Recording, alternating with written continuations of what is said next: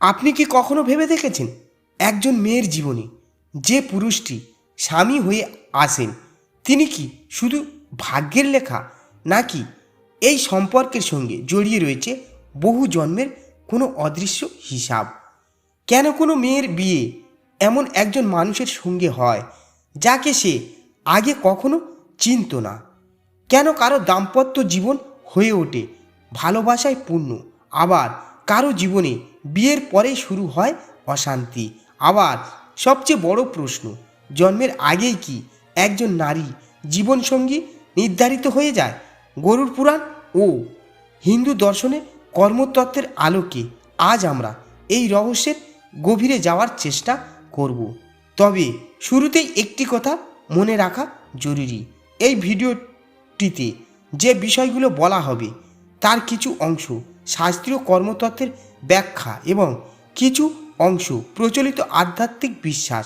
এগুলোকে বৈজ্ঞানিকভাবে প্রমাণিত ভবিষ্যৎবাণী হিসেবে নয়, বরং ধর্মীয় দর্শনের দৃষ্টিতে শুনুন।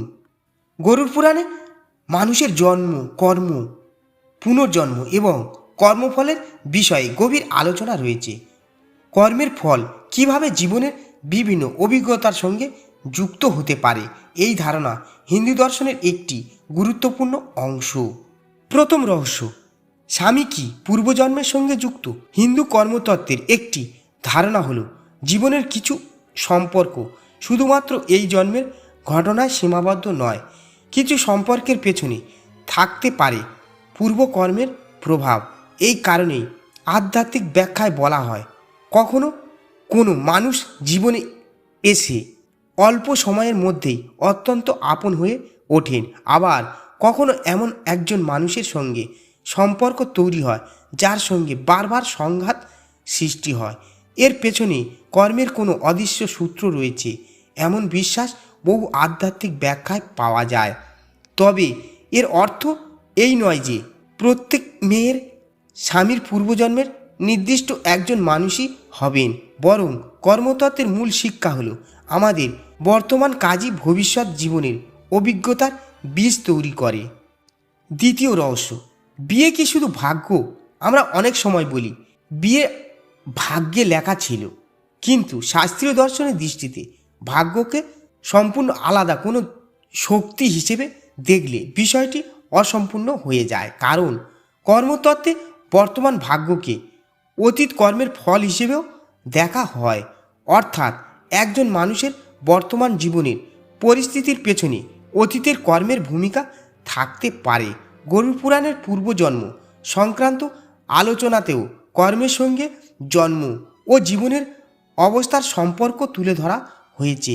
তাই আধ্যাত্মিক দৃষ্টিতে বিয়েকে শুধুমাত্র ভাগ্য বলা নয়, কর্ম, সিদ্ধান্ত, পরিবার, পরিবেশ এবং মানুষের নিজের আচরণ সব কিছুর সমন্বয় হিসেবেও দেখা যায়। তৃতীয় রহস্য, তাহলে মেয়েদের জীবনে কেমন স্বামী আসবেন?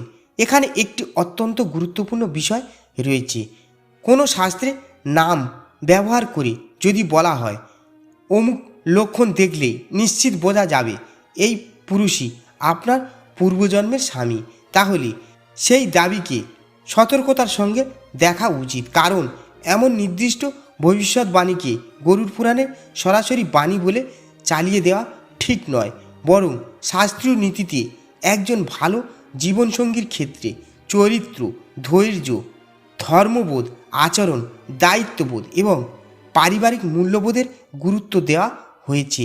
অর্থাৎ শুধু মুখের সৌন্দর্য নয়, শুধু অর্থ সম্পদ নয়, শুধু সামাজিক অবস্থায় নয়, একজন মানুষের চরিত্রই দাম্পত্য জীবনের অন্যতম বড় ভিত্তি।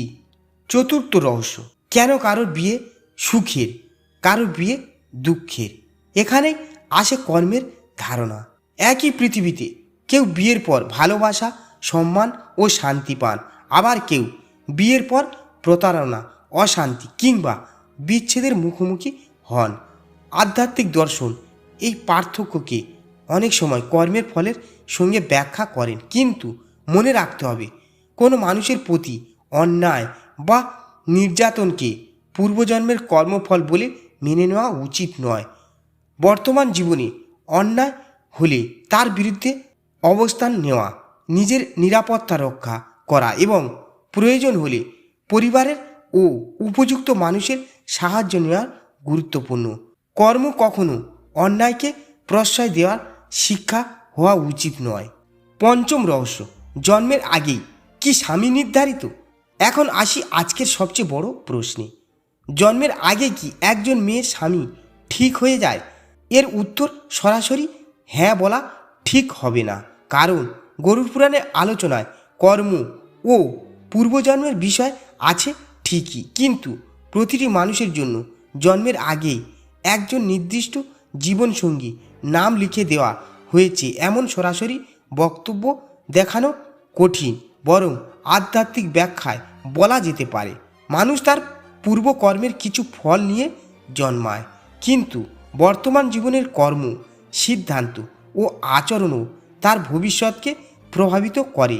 অর্থাৎ ভাগ্য আছে কিন্তু কর্মও আছে, আর মানুষের জীবনের সিদ্ধান্তেরও মূল্য আছে।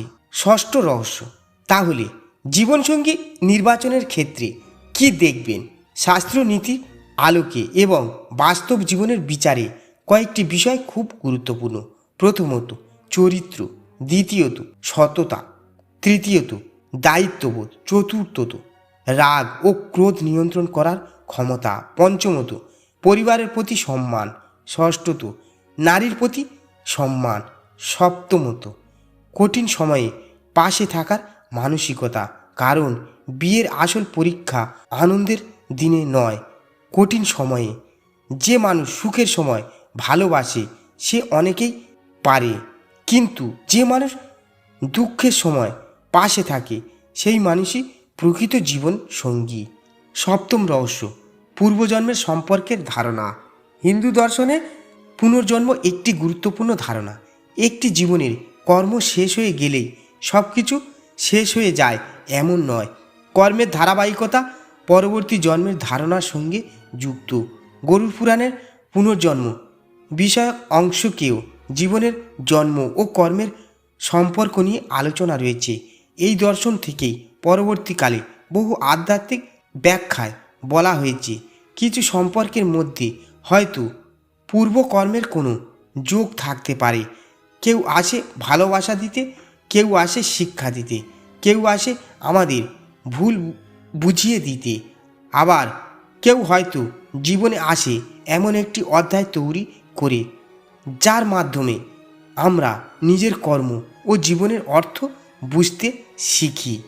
অষ্টম রহস্য, সব সম্পর্ক কি সারা জীবন থাকে? না, একটি সম্পর্ক জীবনে এসেছিল বলেই সেটি সারা জীবন থাকবে এমন নয়। মানুষের জীবনের কর্ম, সিদ্ধান্ত এবং আচরণ সম্পর্কের ভবিষ্যৎ পরিবর্তন করতে পারে। তাই কোনো সম্পর্ককে শুধু পূর্বজন্মের বন্ধন বলে ধরে নিয়ে অন্যায় সহ্য করা উচিত নয়, বরং আধ্যাত্মিক শিক্ষা হওয়া উচিত। নিজের কর্মকে শুদ্ধ করুন, নিজের আচরণকে শুদ্ধ করুন, অন্যকে সম্মান করুন, ভালোবাসায় সত্য থাকুন, কারণ আজকের কর্মই আগামী দিনের ফলের বীজ। শেষ কথা, তাহলে মেয়েদের জীবনে স্বামী হয়ে কে আসেন?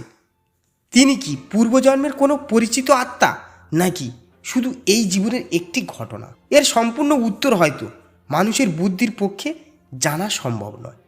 তবে গরুড় পুরাণ ও কর্মতত্ত্ব আমাদের একটি গভীর শিক্ষা দেয়, জীবনের সম্পর্ককে হালকাভাবে দেখবেন না। প্রতিটি সম্পর্কের সঙ্গে দায়িত্ব রয়েছে, প্রতিটি কর্মের সঙ্গে ফল রয়েছে, আর প্রতিটি সিদ্ধান্ত ভবিষ্যতের কোনো না কোনো দরজা খুলে দেয়। তাই ভবিষ্যৎ জীবনসঙ্গী কেমন হবে এই প্রশ্নের পাশাপাশি নিজেকেও একটি প্রশ্ন করুন, আমি নিজে কেমন জীবনসঙ্গী হওয়ার জন্য প্রস্তুত? কারণ ভালো জীবনসঙ্গী পাওয়ার আগে নিজেকেও ভালো জীবনসঙ্গী হওয়ার যোগ্য করে তুলতে হয়। হয়তো এটাই আজকের গল্পের সবচেয়ে বড় রহস্য। জন্মের আগে সব কিছু লেখা আছে কি না আমরা জানি না, কিন্তু জন্মের পর আমাদের কর্ম দিয়ে আমরা অনেক কিছুই লিখে যেতে পারি। আপনি যদি মনে করেন এই বিষয়টি আপনার জীবনের সঙ্গে কোনোভাবে মিলে যায় তাহলে কমেন্টে লিখুন কর্মই জীবনের রহস্য। আর এমনই শাস্ত্র, আধ্যাত্মিক ও জীবনের অজানা রহস্য জানতে মুক্তি চ্যানেলটি সাবস্ক্রাইব করুন। ভিডিওটি ভালো লাগলে লাইক করুন এবং আপনার প্রিয় মানুষদের সঙ্গে শেয়ার করুন। হরি ওম তৎসৎ।